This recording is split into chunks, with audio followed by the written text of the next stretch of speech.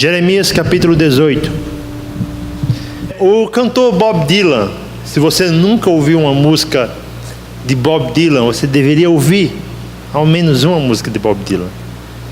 Ele ganhou recentemente o prêmio Nobel, eu acho que foi de literatura? De literatura. O prêmio Nobel é uma das premiações mais importantes. Se um de vocês ganhasse o prêmio Nobel, ganhar o prêmio Nobel um dia, eu vou morrer de chorar na hora da premiação, porque, meu Deus, eu vi essa criatura, estava tendo trabalho. Mas o prêmio Nobel é um prêmio muito importante. E o Bob Dylan tem várias músicas legais. Eu gosto muito de uma que ele fez em homenagem ou em protesto contra a prisão de Hurricane Jackson. Para quem não assistiu, é um bom filme também, Hurricane, que é com Denzel Washington, história real de um boxeador negro que foi preso e ficou preso por mais de 10 anos por um crime que ele nunca cometeu. História real. Mas tem uma que Bob Dylan, e eu já falei a letra dela aqui, relata que todas as coisas estão quebradas. Tudo está quebrado. A sociedade está quebrada, os meios de comunicação estão quebrados, os relacionamentos estão quebrados. E você já reparou que você vive realmente em um mundo de coisas quebradas? Você já reparou que nada dura? Eu acho que alguém aqui deve ter no mínimo um visor de celular lachado. Está vendo aí? Alguém no mínimo deve ter isso. Porque as coisas não foram feitas para durar. Você compra um objeto, daqui a pouco ele pifa de uma hora para outra. É o mundo em que nós vivemos, o mundo das coisas quebradas. E eu concordo com Bob Dylan quando ele diz que a humanidade está quebrada. A humanidade está com um defeito. Agora, duro é pensar, e complicado é pensar, que a igreja pode estar quebrada. A igreja visível pode estar com muitos defeitos. Será que é possível sermos povo e estarmos com tantos arranhões e rachaduras? Vamos ler o texto. 1 Pedro não, gente. Meu Deus. Jeremias 18. Esta é a palavra que veio a Jeremias da parte do Senhor. Perdão. Vá à casa do oleiro e ali você ouvirá a minha mensagem. Então fui à casa do oleiro e o vi trabalhando com a roda. Mas o vaso de barro que ele estava formando estragou-se em suas mãos. E ele o refez, moldando outro vaso de acordo com a sua vontade. Então o Senhor dirigiu-me a palavra: ó comunidade de Israel, será que eu posso agir com vocês como fez o oleiro? Pergunta ao Senhor. Como o barro nas mãos do oleiro, assim são vocês nas minhas mãos, ó comunidade de Israel. Amém? Vamos orar. Pai, nós te louvamos. Te louvamos pela tua bondade, pela tua misericórdia, pela tua compaixão. Sê conosco agora, Senhor, na comunicação do teu evangelho. Sê conosco, Senhor, para que venhamos a pregar com autenticidade a tua mensagem. É o que eu te peço, no nome de Jesus, o teu Filho, agora e sempre. Amém. Jeremias vai profetizar em um período complicado de Israel. Talvez um período mais hipócrita da nação. O povo convivia com a idolatria, o povo convivia com o pecado, e o povo queria mesmo assim dizer que servia a Deus. A mensagem de Jeremias não era nada fácil. Jeremias diz para o povo: olha, a Babilônia irá dominar essa cidade. A Babilônia fará com que vocês sejam exilados. O exílio está chegando, e está chegando por conta do pecado de vocês. E a mensagem se complica ainda mais quando ele diz: vocês podem fazer alguma coisa, e o que Deus manda fazer é: parem de lutar, entreguem-se à Babilônia, entreguem-se ao exílio. O povo não se entrega, o povo continua a lutar. Resultado, Nabucodonosor vem e destrói Jerusalém. E agora, o profeta que traz as piores notícias, por vezes se vê arrasado, se vê triste. Ele é conhecido como o profeta chorão, pelas consequências do pecado do povo, pelo sofrimento que viria por conta do pecado. O povo estava distante de Deus, e Deus estava dizendo: eu vou destruir vocês. Porque no final, não foi a Babilônia que destruiu Israel, não foi a Babilônia que levou Israel para o exílio, foi o próprio Deus, por amor a Israel. Porque Deus era o dono de Israel. Israel era propriedade exclusiva de Deus. Dentre todas as nações, Deus chama um povo. E se você reparar bem, esse povo vai nascer de um casal estéril. Um velho, uma velha que não podia ter filhos. E Deus vai desse casal uma grande nação, mas uma grande nação que enxerga milagres estrondosos. O povo vê a abertura do Mar Vermelho. O Mar Vermelho se abre, gente, diante de todo mundo. O povo vê o Rio Jordão parar. O povo vê o sol e as estrelas, a lua e tudo mais pararem também. Por esse povo, Deus atrasa um relógio solar. Por amor a esse povo. Sabe aquela história aqueles filmes românticos em que o carinha gosta da menina, namora com a menina e a menina trai o cara? Mas mesmo assim o cara diz: poxa, eu gosto dessa menina, e a menina trai de novo ele. E aí o cara diz: poxa vida, e agora? Então eu vou deixar ela viver a vida do jeito que ela quer. E a menina se arrebenta toda pelas consequências das suas escolhas. E aí ela se arrepende de tudo. E quem está lá quando ela se arrepende? O cara. Porque ele ama aquela pessoa. Deus, gente, por incrível que pareça, tem esse amor real. Deus está entregando Israel à Babilônia porque ama Israel. E é a única solução para que aquele povo volte-se para Ele. Tudo isso, por quê? Porque no mundo das coisas quebradas, Deus escolheu um povo para ser seu objeto particular, o seu vaso, a sua propriedade exclusiva. E isso deve trazer em nós algumas verdades.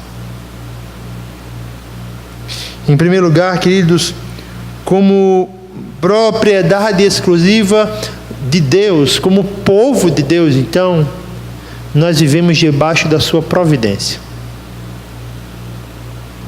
Você já entendeu o que é providência? É a capacidade que Deus tem de ver tudo antes de acontecer. Eu estava explicando para os adolescentes, eu acho que foi para os pré-adolescentes, eu não sei porquê, eu expliquei isso usando o filme de Nicolas Cage, O Vidente.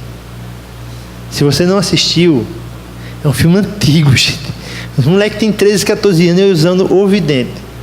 Bem, imagina aquele filme, o camarada lá, ele vê, eu acho que é 2 minutos à frente, não é? É muito bom o filme. Ele vê 2 minutos à frente. Isso dá a habilidade de ele sempre estar antecipado a qualquer situação. Deus vê muito mais à frente.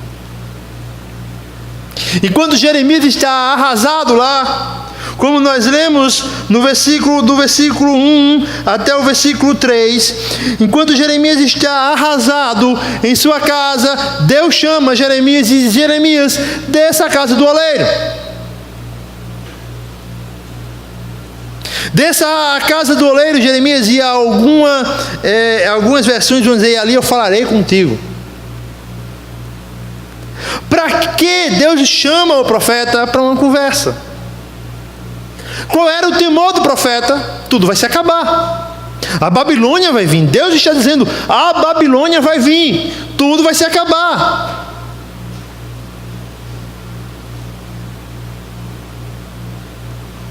Não há mais esperança.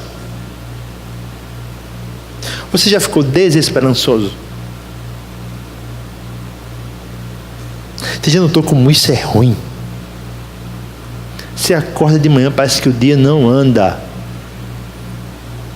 Se você está num dia ruim mesmo, o dia tem 56 horas, não tem nem 48. São 56 horas. É impressionante. Tudo dá errado. E você olha para os céus e pergunta: meu Deus, por quê? Como as coisas se ajeitarão? Você já acordou num dia que tudo dá certo? Inexplicavelmente as coisas se encaixam. Inexplicavelmente aquilo que parecia tão problemático, tão travado, tão difícil, se soluciona. Por vezes a vida é dura conosco. Por vezes nós estamos na prisão como José. E talvez não haja mais clara e linda história de provisão quanto a desse homem. Um dia na prisão, no outro dia, quem sabe, de manhã na prisão, à noite dormindo como o governador do Egito. O que Jeremias não vê? Jeremias não vê o futuro. Jeremias não vê as respostas.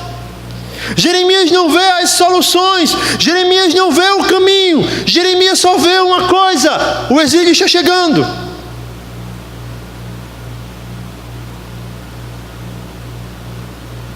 O sofrimento está chegando. Contudo, Deus se propõe a mostrar ao profeta quem ele é.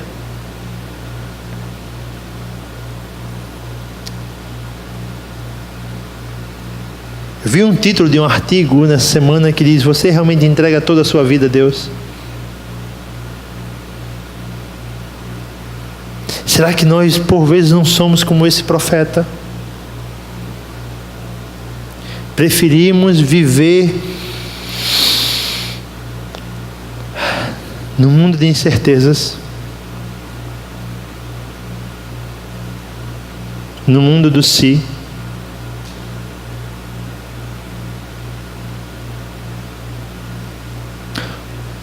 mas repare muito bem,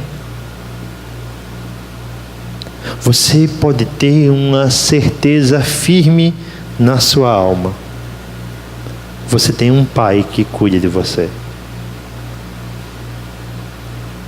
Você tem um Deus que cuida da sua vida, não é verdade? Você tem um Deus que age com providência. Você tem um Deus que tem tudo sob controle. Deus não está perdido na história. Jeremias tem dúvidas, mas Deus está calmo, sereno, tranquilo, governando toda a história de Israel. Tem uma música que é de Estênio Marcos. Cadê Nicole, né? Nicole, Para Estênio Marcos, ela levanta uma placa lá atrás. Mas tem uma música que é de Estênio Marcos, Estênio Márcio, gente. Vocês veem como eu gosto dele, gente, é sério, é que eu não escuto muita música. Mas que o título é Tapeceiro.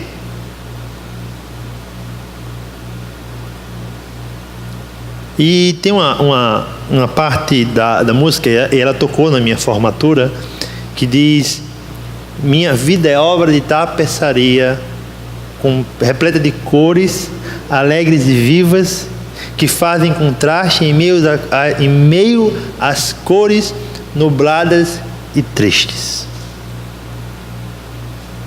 Se você vê pelo avesso, você não vai entender nada. Mas o tapeceiro sabe o fim desde o começo. Você está com 17 anos, 18. Deus está vendo você com 90.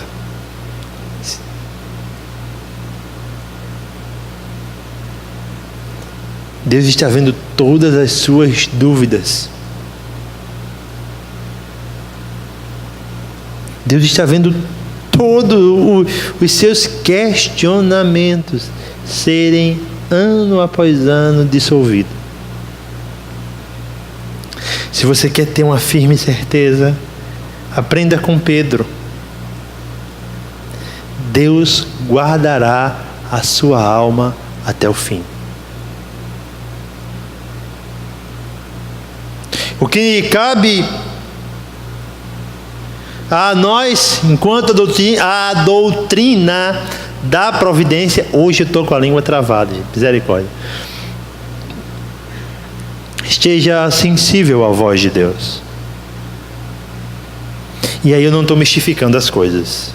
Eu não quero que você vá e fique hoje na vigília calado, como um monge, esperando que um vento passe e naquele vento faça uma zoada e você diga: Deus falou comigo no zumbido do vento, ou no cantar do grilo, ou no, sei lá, na batida da água. Eu não quero que você chegue em casa e diga: Deus, eu quero estar sensível à tua voz, então eu vou fazer uma prova do Senhor, eu vou colocar o algodão aqui e eu quero que molhe tudo que estiver ao redor, e o algodão não molhe. Você sabe que está na Bíblia, né? Em seguida, você vai dizer: Deus, no outro dia eu quero outra prova, eu quero agora que só o algodão molhe e o chão não molhe. Gideão. Não. Estar sensível à voz de Deus não é isso. Não é fazer testes, provas, não. Estar sensível à voz de Deus é estar disposto a ouvir o que Ele falou para você na palavra dele. Nós estamos muito à frente de Jeremias em uma coisa: para nós a revelação está completa. Você quer desfrutar de segurança? Desfrute da segurança através da palavra de Deus, através do que Ele falou. Desfrute da segurança em ter um Deus que deixou tudo no que você pode desfrutar de certeza já escrito. Já está escrito. Desfrute da palavra de Deus. Desfrute deste conhecimento. Hoje eu estava lendo meu devocional, e eu estou fazendo devocional não como quase todo mundo que eu conheço, através de alegria de pipe agora, gente.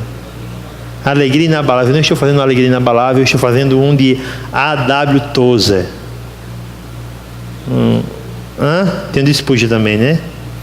O de A.W. Tozer. E hoje eu li sobre oração.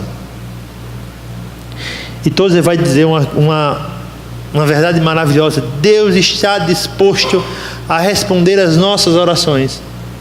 Deus está disposto a nos tratar através de oração. E desde que, primeiro, nós venhamos a orar conforme a vontade dEle revelada em Sua palavra. O que Deus faz com Jeremias?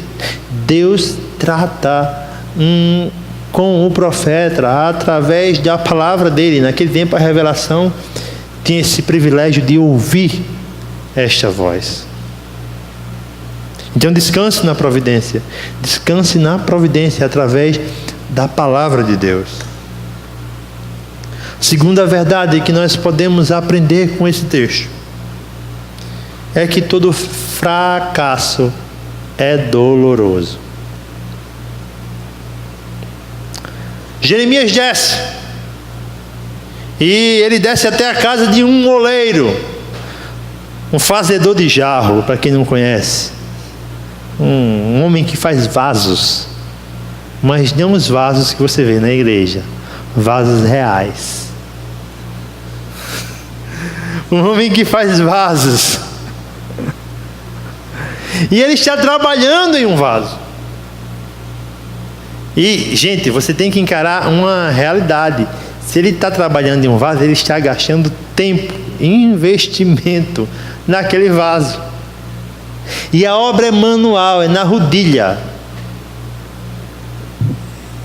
Rodilha é uma roda que o camarada vai apertando embaixo e ela vai rodando, e ele vai fazendo o vaso daquele jeito. Eu ia mandar vocês verem em um filme, mas não vou mandar não. Não dá para vocês verem nesse filme não. Mas vocês vejam na rodilha. E ele trabalha com esse vaso. Ele gasta tempo. Mas sabe o que acontece? O vaso se desfaz em sua mão. Em resumo, todo o tempo investido, ao que parece, está perdido. Aquele oleiro, o oleiro que Jeremias vê, se frustra. Afinal de contas, tudo o que ele estava fazendo até aquele momento se desfaz, não por culpa dele, mas por culpa do próprio jarro, do próprio vaso.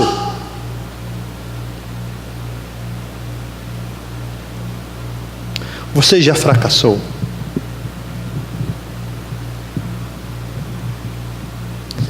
Você já se deu conta como o fracasso dói?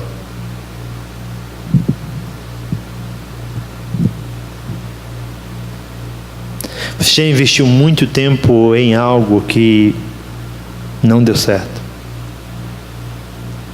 E você colocou tudo de si naquilo?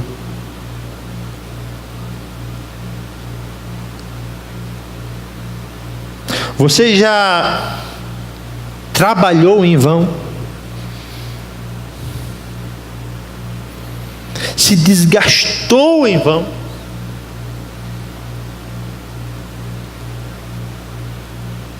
Há algumas semanas atrás eu estava fazendo uma tarefa, gente, que lindo, uma atividade da universidade aqui na igreja. Gente, eu li o texto, e era um texto sobre literatura clássica, e eu lendo lá sobre o classicismo e toda aquela história, e eu escrevi cada resposta, mas aí eu escrevi na plataforma virtual.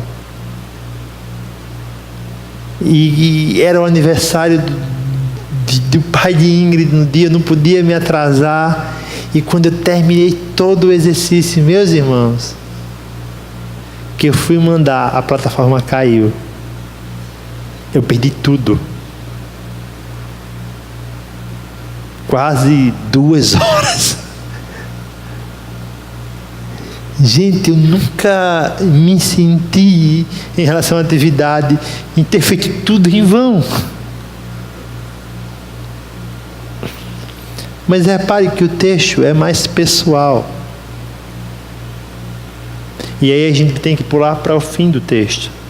Quando Deus diz, assim como um vaso está nas mãos do oleiro, assim é o povo de Israel nas minhas mãos, ó Jeremias. Deus está dizendo, eu dediquei-me a um povo. Eu instruí um povo. E se você pegar algumas ilustrações de Deus para com Israel, por exemplo, em Ezequiel, ele vai dizer que encontra Israel como uma prostituta suja. E Deus diz: eu tirei as suas vestes podres, eu dei novas vestes a você, eu curei as suas feridas, eu tratei você, eu lhe dei um nome, e você me desprezou. Se você for para Isaías capítulo 5, Deus compara Israel a uma vinha e ele diz: olha, eu tratei o solo, eu coloquei as melhores sementes, eu construí torres de vigia para que nenhuma raposa, algum mal fizesse algum dano a essa vinha. Eu investi meu tempo, eu me desgastei. E eu esperava que essa vinha me desse uvas doces, mas ela me deu uvas amargas. O que Deus está dizendo a Jeremias: Jeremias, esse povo que você está vendo aí, eles tiveram toda a oportunidade de me glorificar, toda a oportunidade de me louvar, mas o seu coração está distante de mim. Jeremias, esse povo vive um engano religioso. Jeremias, esse povo vive uma religiosidade externa que irá se desfazer quando o cativeiro babilônico chegar. Jeremias, esse povo está desviado de mim. Eu vou ter que destruir.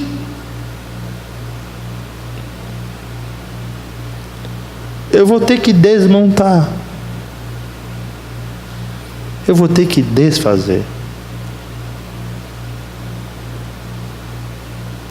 Talvez Deus esteja desfazendo você.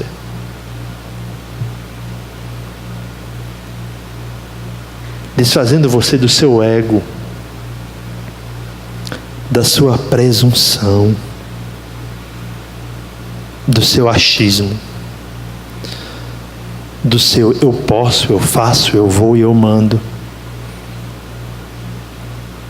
quebrando as suas pernas, como diria na linguagem popular, lhe humilhando, mostrando quem é você.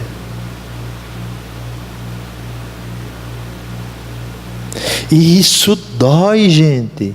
E dói muito. Mas encare. Foi a maneira que Deus, na sua soberania, encontrou para refazer o povo. Se tem uma verdade sobre o Evangelho, é que primeiro, para ele restaurar, ele destrói. Sabe como ele lhe destrói? Mostrando quem você é. A cruz faz isso conosco. A cruz mostra toda a nossa maldade, todo o nosso pecado, toda a nossa crueldade. A cruz é como um espelho que mostra o monstro que nós somos. A cruz nos desmonta. A cruz nos deixa sem forma. A cruz nos desfaz. A gente nunca aborda, por vezes, a dor que o Evangelho promove. Nós abordamos a maravilhosa mensagem de alegria, mas o que precede, o que antecede essa alegria é uma dor terrível, a dor da sua condenação, a dor do seu pecado. Ou talvez você, como vaso, como propriedade exclusiva de Deus, esteja contaminado por pecados que danificam o seu relacionamento com Deus. E ele não encontra outra forma, isso é soberania, a não ser pelo sofrimento de tratar você.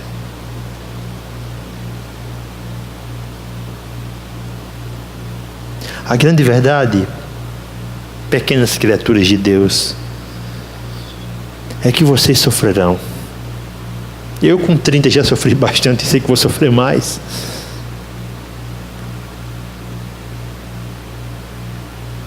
Desfeitos,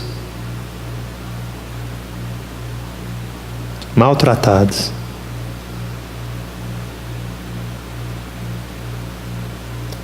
em processo de dor, por conta do pecado.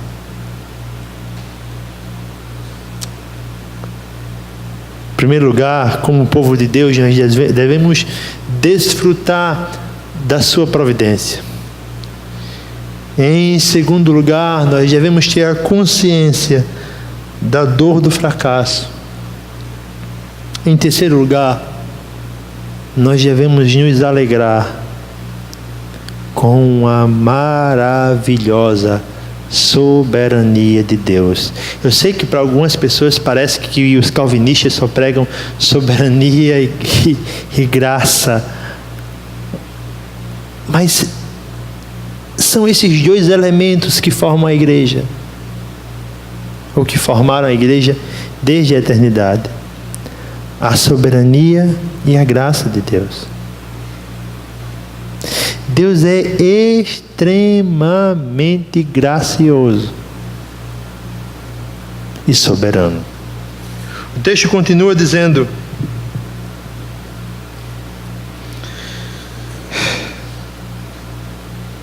mas o vaso de barro que ele estava formando estragou-se em suas mãos, e ele o refez, moldando outro vaso de acordo com a sua vontade. Então o Senhor dirigiu-me a palavra e disse: ó comunidade de Israel, será que não posso agir como vocês, como fez o oleiro? Pergunta ao Senhor: como barro nas mãos do oleiro, assim são vocês nas minhas mãos, ó comunidade de Israel. O texto vai falar depois sobre o arrependimento. O Deus que muda a direção conforme o arrependimento. Mas a grande verdade na graça de Deus é: você ainda desfruta da maravilhosa esperança de ter um relacionamento real com Deus. Você pode desfrutar dessa esperança porque o Deus que desfaz é o Deus que refaz. O que Deus está dizendo a Jeremias: eu vou fazer outro vaso. Eu vou fazer outro vaso conforme o meu propósito e conforme a minha vontade. Nós somos o novo Israel de Deus. Nós desfrutamos dessa maravilhosa criatividade do Criador. Nós somos o vaso que Deus escolheu para glorificar o seu nome aqui na terra. Mas ainda somos vaso de barro, frágeis. O que você deve aprender com isso? Mediante o seu fracasso, procure arrependimento, porque Deus sempre estará disposto a perdoar você. Se arrependa com sinceridade e procure glorificá-lo através de todos os seus caminhos. Não é o fim. Pode parecer, pode estar com cara, pode estar com 90% do capítulo escrito, mas não é o fim. Deus pode e vai refazer a sua história conforme a soberania, sabedoria e cuidado dele. Portanto, creia no Pai que você tem, no Pai que lhe ama, no Pai que cuida, no Pai que constrói.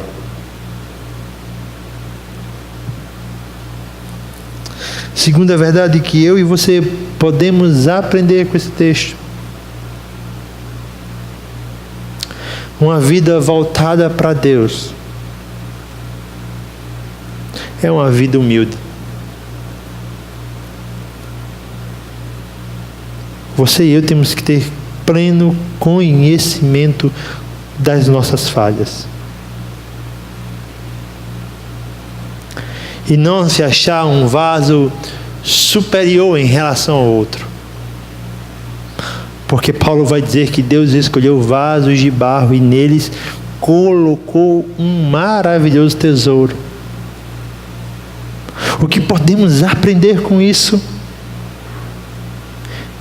Na igreja, nós estamos de igual forma sujeitos a todas as falhas. Todavia, o sacrifício de Cristo garante perdão para todas as falhas. Você nunca vai sair da rodilha ou das mãos do Criador, porque você é propriedade dele. Deus não perde o controle. Deus não perde o caminho. Deus não erra a mão. Tem uma música antiga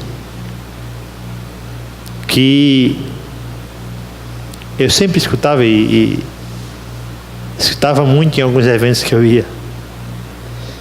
E eu não vou cantar porque vocês não merecem isso. Mas que dizia: eu quero ser, meu Deus amado, como um vaso nas mãos de oleiro.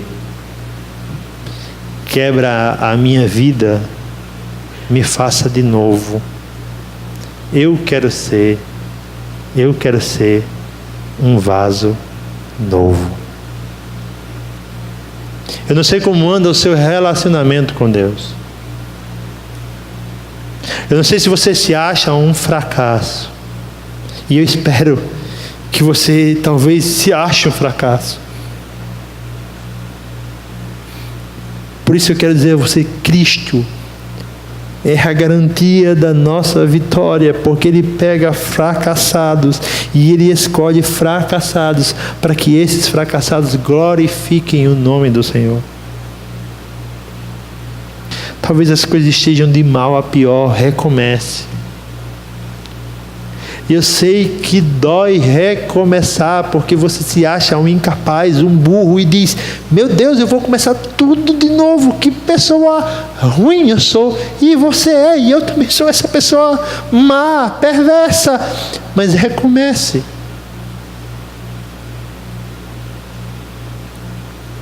Não pare. Não abaixe a cabeça. Não entregue os pontos. Você não vive no controle da sua vida. Quem controla a sua vida é o próprio Deus. Nós vivemos debaixo do controle divino. Seja um vaso nas mãos do oleiro. Vamos adorar a Deus, vamos cantar mais uma música e em seguida nós vamos orar. Senhor meu Deus e meu Pai, nós te louvamos porque Tu és soberano. Tu és o Deus Todo-Poderoso. Tu vês o nosso coração. Tu vês os nossos fracassos. Tu vês quem somos, Senhor. E nós te louvamos, porque mesmo assim Tu deste Teu Filho por nós e nos fizeste nova criação para a glória do Teu nome, Senhor. Abençoa cada adolescente que está aqui, Deus. Tu conheces as lutas particulares de cada um. Talvez Talvez o sentimento de fracasso que domine os seus corações. Eu te peço, Senhor, promova nesses corações o teu conforto. E se algum ainda não te conheceu, que esse adolescente possa conhecer quem tu és. Tu és a nossa salvação. Em nome do teu Filho Jesus Cristo que eu te peço e agradeço. Amém. Deus abençoe vocês.